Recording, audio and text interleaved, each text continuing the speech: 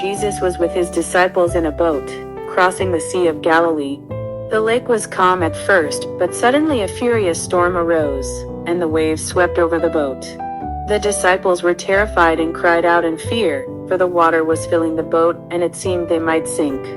But Jesus was in the stern, quietly asleep. The disciples woke him and shouted, "Lord, we are perishing."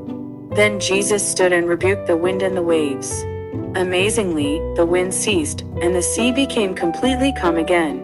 Jesus said to his disciples, "Why are you afraid? O you of little faith?" The disciples were filled with awe and said to one another, "Who is this man, that even the wind and the sea obey him?" For the first time, they realized that Jesus' authority extended, even over nature itself. It teaches us the profound truth that if we believe in and rely on Jesus, we can find true peace. One day, while Jesus was teaching in the temple, people brought a woman to him. They said, "This woman was caught in the act of adultery. In the law, Moses commanded us to stone such women. Now, what do you say?" This was a trap to test Jesus. If he forgave her sins, they would accuse him of breaking the law. If he said to stone her, they would accuse him of lacking mercy. But Jesus bent down and began writing something on the ground.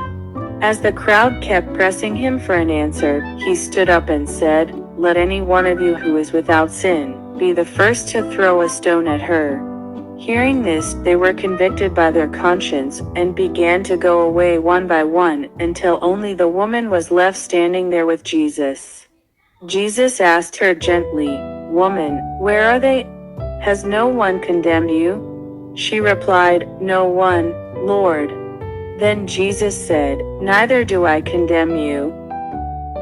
Go now and leave your life of sin." This story shows us the hope that in the forgiveness of Jesus, we can begin a new life. At night, the disciples were struggling to row their boat across the sea.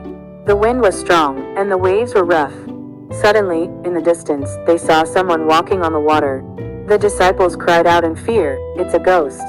But Jesus called out to them, "Take courage. It is I. Do not be afraid." Peter answered, "Lord, if it is really you, tell me to come to you on the water." Jesus said, "Come."